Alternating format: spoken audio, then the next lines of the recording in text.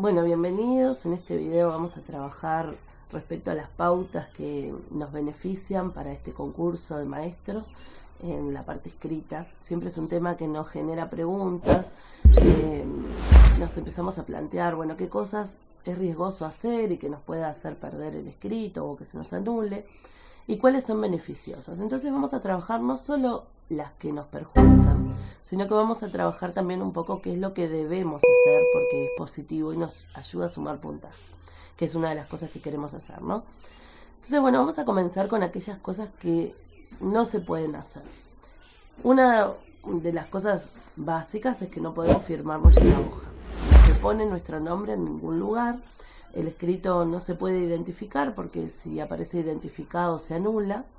Se pretende que haya una total imparcialidad del jurado, entonces quienes corrigen no pueden saber a quienes están corrigiendo.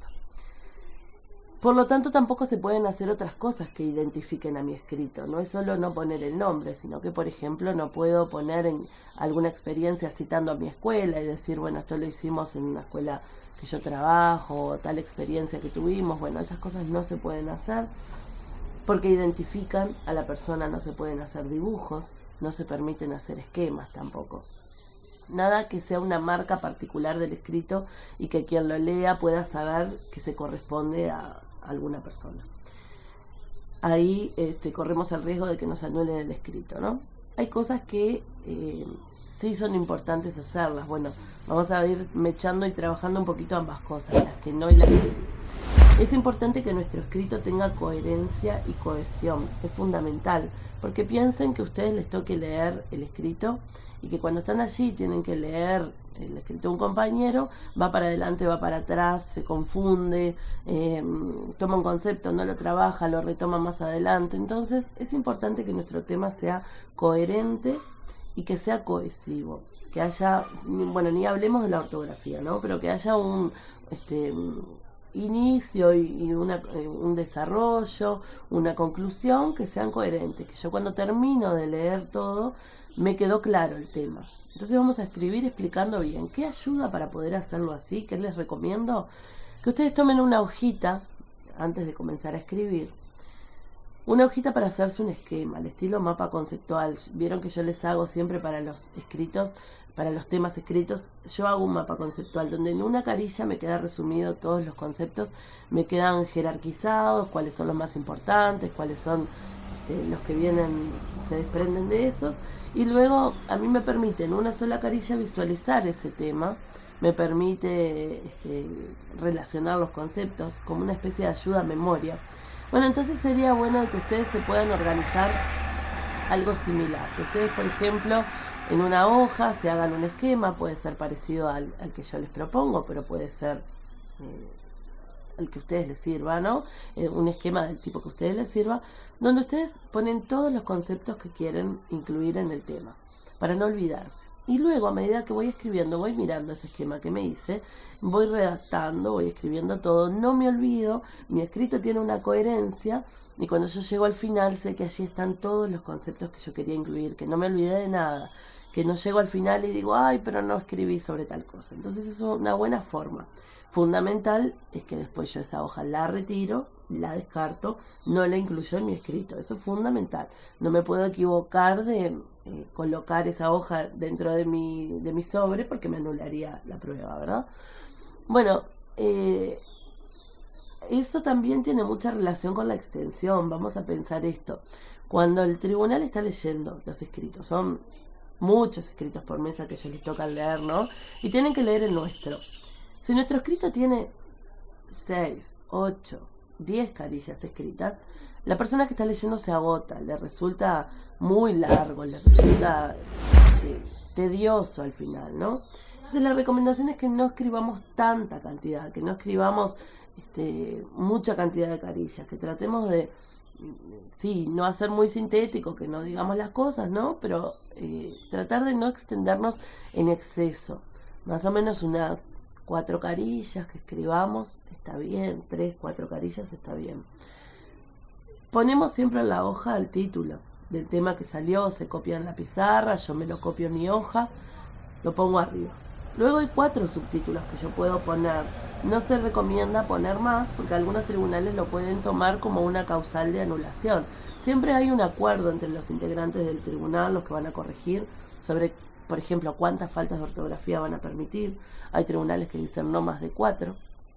Entonces siempre es importante que yo me deje un tiempo para leer lo que escribí, para poder corregir, que vieron que nos pasa siempre. Así yo sea excelente escribiendo y no tenga faltas. En esos momentos yo estoy nervioso, escribo, me falta un tilde. Bueno, entonces es recomendable que siempre leamos bien antes de entregar. Vamos a tener 3 horas para la prueba de ciencias de la educación y 2 horas para didáctica. Tenemos que calcular en ese tiempo, dejarnos un margen para poder releer lo que escribimos.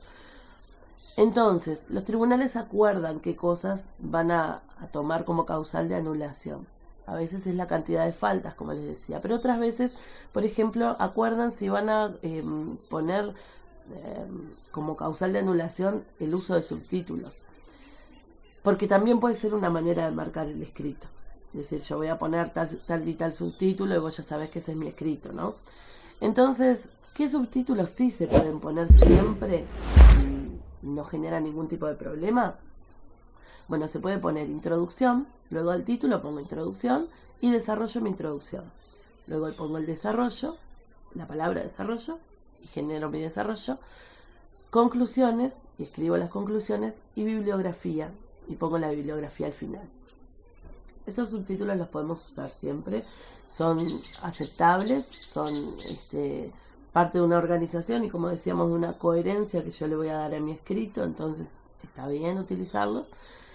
Pero si a ustedes no les da seguridad utilizar esos subtítulos, bueno, los cambian y, por ejemplo, en vez de poner introducción y escribir la introducción, pueden poner a modo de introducción diremos que, y allí hago una pequeña introducción. Luego, cuando llego al desarrollo, digo, bueno, desarrollando el tema planteado. Después, más adelante, a modo de conclusión. Y por último, sí, bibliografía lo tengo que poner. La bibliografía suma puntajes. Es importante poner por lo menos 2 citas bibliográficas. ¿Cuál puedo poner en todos los temas? El programa. Entonces yo cito, la manera correcta de citarlo, según las normas APA, es el autor, el año, el título y después lugar y editorial. Entonces, por ejemplo, con el programa, que lo podríamos incluir en todos los temas, yo pongo ANEP, CEIP, entre paréntesis 2008, luego pongo programa de educación inicial y primaria, y al final pongo Montevideo, editorial Rosgal. Esa bibliografía, si yo me la aprendo, la cito en todos los temas, porque todos los temas tienen algo que yo puedo relacionar con el programa. O sea que está bien citarlo en los 22 temas. Y luego un texto más. Vamos a suponer que estoy dentro de los de ciencias de la educación o didáctica. Un texto que puedo utilizar muchísimo es Vygotsky.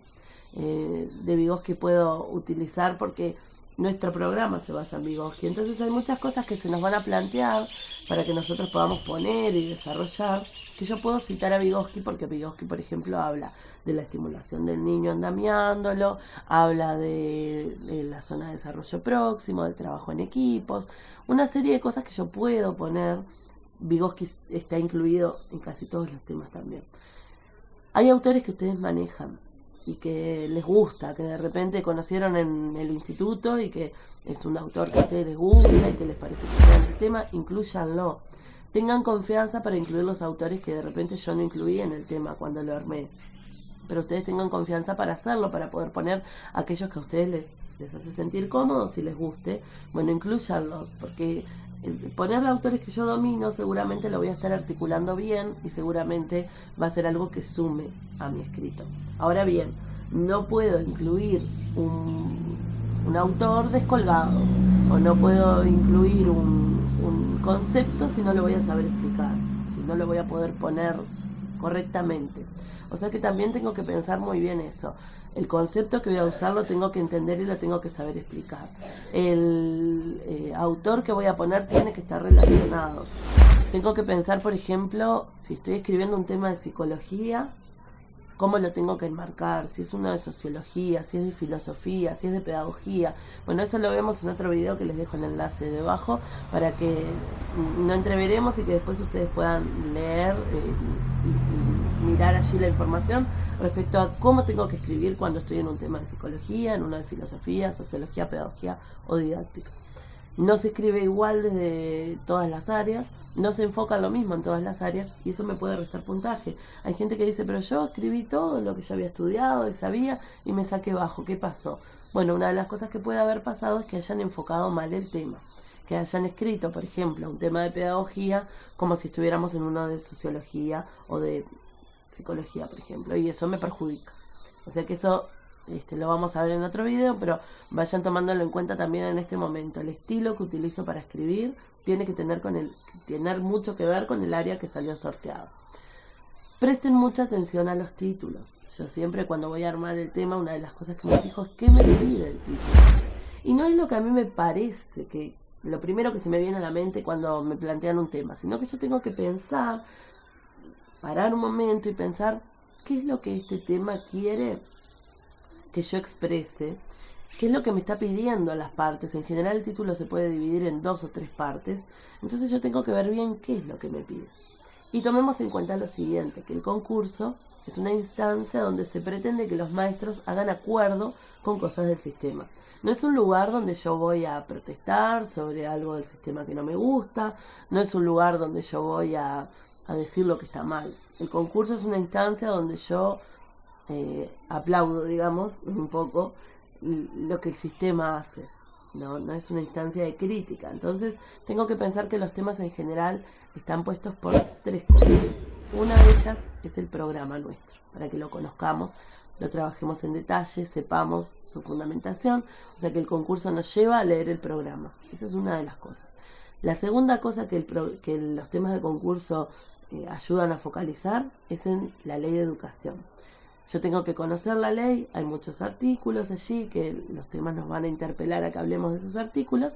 Y por último, las políticas educativas. Esas políticas que se establecen cada 5 años y que tienen como objetivo que lo que la ley dice, fundamentalmente en el artículo 1, donde dice que la educación es un derecho humano, bueno, que se garantice. Entonces las políticas educativas son líneas de trabajo que yo voy a poder aplicar a nivel país, digamos, para lograr abordar aquellas problemáticas que están siendo obstaculizantes para que se cumpla el derecho a la educación. Entonces yo tengo que conocer esos 3 aspectos: programa, ley de educación, políticas educativas. En general yo en los temas siempre les digo, al final en las conclusiones, yo siempre pongo en las conclusiones una articulación. Bueno, este tema se relaciona con tal política, o este tema se relaciona con tal artículo de la ley, o se relaciona con el programa. Bueno, ¿qué más nos ayuda a sumar puntaje? Bueno, hacer esa articulación que les dije recién, ni hablar. Si yo en mi escrito digo, bueno, este tema de tal autor, estamos viendo algo así teórico, ¿no? Desde filosofía, desde sociología, desde pedagogía, bueno. Y yo soy capaz de decir, bueno, esto que trabajamos con este autor se relaciona con, por ejemplo, los fundamentos del programa nuestro, donde se dice tal cosa. Si yo logro hacer ese bajado a tierra de lo que el programa propone, por ejemplo, a la teoría de un autor, voy a mostrar de que domino los documentos, de que los tengo claros, de que estoy empapado de todas las normativas o de las documentaciones que hay. Entonces es importante que yo pueda citar y relacionar, como les digo, un autor con algo de nuestra realidad educativa, o sea, el programa, la ley, las políticas o lo que fuera, ¿no? El documento base también ahora tenemos. Bueno, que yo pueda hacer ese tipo de articulaciones me ayuda y mucho en el concurso. ¿Qué más me ayuda? Hacer una cita textual de algún autor. Esto es difícil, ¿verdad? A mí por lo menos me cuesta memorizar. A mí me gusta entender y lo puedo explicar, pero me cuesta como decir textual una cita. Entonces piensen qué puede resultar sencillo para ustedes como cita textual. Y no a todos nos va a resultar lo mismo. De repente hay una frase de un autor que yo manejo y me doy cuenta que puede servirme para todos los temas. Bueno, la puedo utilizar. Yo les recomiendo, me parece lo más fácil y porque además es una cita que pueden usar en los 22 temas, cosa que es difícil encontrar en una cita que la pueda utilizar en todo, que lo que se aprendan de memoria para este concurso es la página 37 del programa de educación inicial y primaria. ¿Por qué? Porque en la página 37 aparecen los 4 fines para la educación en nuestro país, los para qué educamos en Uruguay. Entonces, esos 4 fines yo los puedo encontrar en cualquier tema. Los puedo encontrar, por ejemplo, leo un tema que habla sobre, por ejemplo, ética y construcción de ciudadanía en didáctica, supongamos, ¿no? Entonces yo puedo dar como cita textual, decir, esto que analizamos en este tema está en consonancia con lo planteado en la página 37 del programa, en los fines de la educación, donde dice que, entonces cito ahí los artículos, ¿no? Los fines, perdón. ¿Cómo se hace una cita textual? Porque eso también suma 2 puntos en el escrito si yo hago bien la cita textual. Así que es importante saber hacerla. Si yo voy a poner, por ejemplo, en los fines del programa, la página número 37, o en los fines del programa dice que 2 puntos. Entonces allí abro comillas, pongo la cita que quiero poner, cierro comillas, y ahí abro un paréntesis para poner 37, que es la página del programa donde está la cita, 2 puntos, 2008, que es el año del libro, y cierro paréntesis. Al final, quien está corrigiendo mi escrito sabe que va a encontrar el programa citado en la bibliografía, que va a estar allí. Si yo lo cité como una cita textual en el desarrollo, va a estar en la bibliografía final. Entonces allí, al final, tiene que aparecer ANEP-CEIP, 2008, programa, como decíamos, y toda la información que tiene que tener, ¿no? Entonces, se cita según las normas APA. No lo puedo citar de cualquier manera. Lo tengo que citar siguiendo este formato. Entrecomillado, en el paréntesis va la página y el año, y luego tiene que aparecer en la bibliografía final. Son todas cosas que me ayudan a sumar algún puntaje más, porque citar bien bibliografía me da 2 puntos más. 2 puntos que hacen una buena diferencia. Parece poco, pero luego al final es algo que me suma mucho y que me ayuda realmente a obtener un mejor puntaje final, que es lo que queremos, ¿no? ¿Qué más es importante entonces? Hablamos, la falta de ortografía no tener, la coherencia y la cohesión que tiene que tener el texto, que haya una introducción. Vamos a hablar un poquito de la estructura. La introducción puede ser sobre el tema en sí que se plantea, o puede ser sobre el área. Si por ejemplo me toca, vamos a suponer, un tema de psicología, yo puedo comenzar en mi introducción diciendo que la psicología siempre ha estado vinculada a la educación, que es como un poco un timón de la educación y que va orientándonos respecto a cómo hacer nuestra intervención, cómo se desarrolla el niño y demás, y puedo hablar de que existe la psicología evolutiva, la psicología del aprendizaje, ¿no? Entonces puedo desarrollar un poco eso. Y luego puedo meterme a desarrollar el tema. Cuando desarrollo el tema, yo contesto mismo la pregunta que me fue planteada en el título de ese tema. Entonces allí voy a responder a las cuestiones que me está planteando el tema, ¿no? En las conclusiones retomo un poco lo que puse en el desarrollo, sintetizo, pongo como rasgos generales y articulo con mi realidad educativa, como decíamos. No dejo que el tema quede solo en el plano teórico, intento que quede articulado con lo que yo puedo relacionar de mi realidad educativa, que eso me suma puntajes. Y luego la bibliografía, como comentábamos. Así que esos son aspectos a tener en cuenta, son cosas que me benefician. No le pongo número a las hojas tampoco, no firmo las hojas. Fíjense siempre que las hojas que a ustedes les den estén firmadas por el tribunal, porque les pueden anular, porque, por ejemplo, ellos te dan las hojas con la firma del tribunal, ¿no? Eso quiere decir, o asegura el tribunal, digamos, de que tú no te trajiste tu hoja de tu casa ya escrita y la mechás en el escrito, ¿no? Entonces, antes de comenzar a escribir en una hoja, fíjense que todas estén firmadas, porque si se percatan de eso y ya escribieron en una hoja, ya escribieron bastante, y se percatan de eso, tienen que pedirle al tribunal otra hoja y pasar todo de vuelta. Entonces, cuando van a comenzar a escribir, fíjense que las hojas ya estén firmadas, no las numeren, no las firmen, no usen color, utilicen lapicera azul o negra, Pero más que nada yo les recomiendo que utilicen lápiz, porque el lápiz les ayuda a que ustedes puedan borrar y escribir y que quede prolijo. No se puede utilizar corrector en el escrito, no se puede tachar tampoco, no se puede hacer enmiendas, no puedo sacar una flecha, poner un asterisco, me olvidé de esto. Entonces es mejor el lápiz, siempre es mejor el lápiz, porque con la lapicera yo corro riesgo de equivocarme. ¿Y qué hago? Tengo que pasar toda la hoja de nuevo si me equivoco, porque no puedo incluir una hoja que tenga enmiendas, porque también se puede tomar como que quise marcar el escrito. Así que bueno, son aspectos a tener en cuenta que si yo los tomo en consideración, voy a obtener algunos puntos más. Yo tengo que estudiar, tengo que saber, tengo que tener claros los conceptos, pero luego no puedo cometer errores que me anulen el esfuerzo que hice tanto tiempo para poder estudiar para esta instancia, ¿no? Así que tomen en cuenta estos detalles que venimos conversando.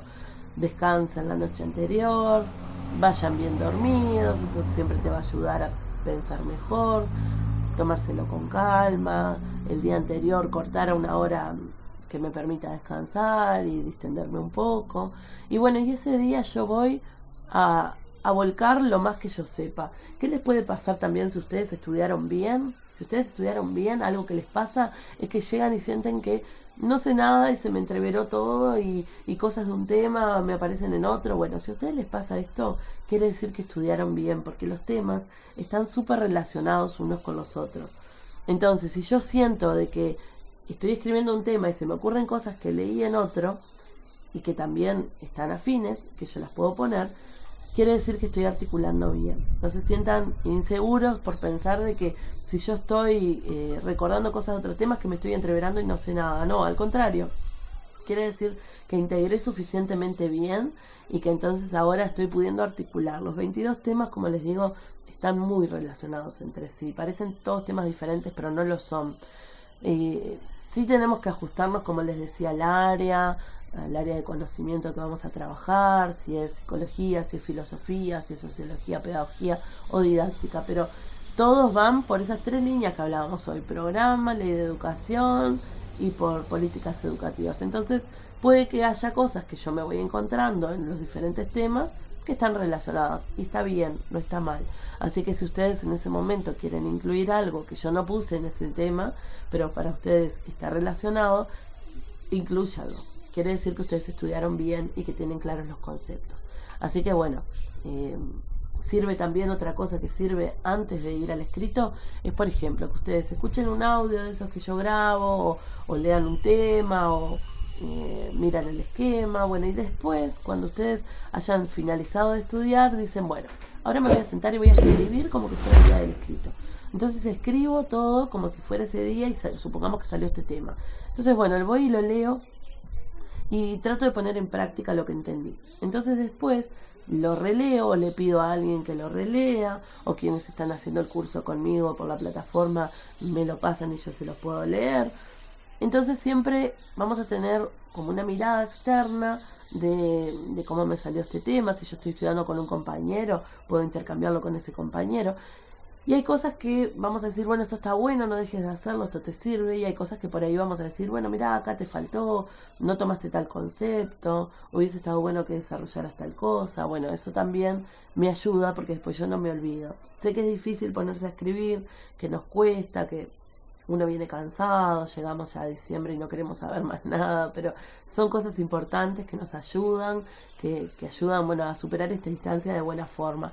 Recordemos que es un concurso de oposición. Nos van a comparar con los compañeros que yo tengo al lado. Nos van a comparar con el resto de los escritos que hay en esta mesa. Entonces mi última sugerencia tiene que ver con qué pasa con el segundo año de concurso de los temas, que es el segundo año que están. Porque cuando los temas salen el primer año, hay compañeros que se arman sus propios temas. Está perfecto y sería lo ideal. Sabemos que no todo el mundo tiene el tiempo, o los materiales, la cantidad de materiales para hacerlo, pero es genial. Bueno, ese compañero tiene más asegurada la originalidad, que en el concurso nos beneficia. Ahora, si yo compro los temas, algunos compañeros me compran los temas a mí o a otras personas, compro el temario. Yo trato de controlar, por ejemplo, cuántas personas por departamento van a tener el temario, porque me parece que no puede ser masivo, porque después, cuando ustedes van al concurso, lo ideal es que en el tribunal no haya, todos los escritos no sean iguales, y que resulta que el tribunal lee una y otra vez las mismas cosas y se da cuenta de que ustedes, por ejemplo, compraron un tema y lo replicaron tal cual, ¿no? Entonces el primer año no suele haber problemas, porque en general yo trato de que haya una cierta cantidad por departamentos, que no sea masivo. Entonces yo puedo ir y escribir tal cual el tema está en ese primer año de temas. Pero para el segundo año ocurre que por suerte muchos compañeros logran su efectividad, entonces pasan el temario a otros compañeros, entonces se empieza como a multiplicar y empieza a aparecer el tema por muchos lugares, y ya iba mucha gente con el mismo discurso. Yo conversaba con una inspectora que corrigió los concursos. Yo había puesto un ejemplo, me acuerdo, en un temario anterior de geometría. En didáctica había puesto unas sugerencias, ¿no? Esto se podría trabajar de tal forma, de tal otra. Y bueno, los compañeros el segundo año de trabajo, de escritos, fueron y escribieron el mismo ejemplo. Entonces esta inspectora me decía, todos los escritos tenían el ejemplo de geometría tal, y yo sabía que era el que había puesto yo en el temario, ¿no? Entonces, ¿qué les recomiendo? El segundo año de temas, que ustedes varíen un poco. Los de ciencias de la educación en realidad no hace tanta falta, porque la teoría es siempre la misma y el tema me está pidiendo la misma teoría, yo puedo poner lo mismo.